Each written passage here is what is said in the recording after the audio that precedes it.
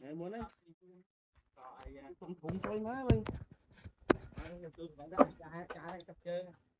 Ôi cái này. Ôi lần. Kỳ.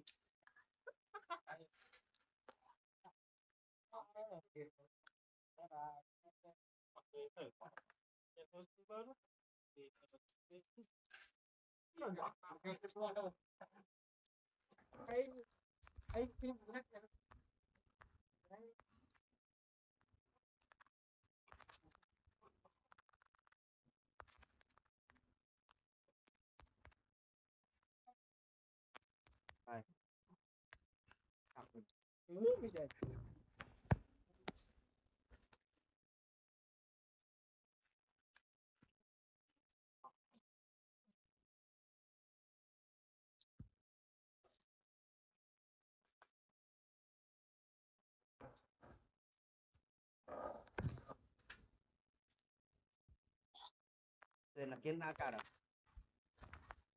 Cá về phải đấy về ông làm đấy cứ cá mà một cứ cá. Đây bên này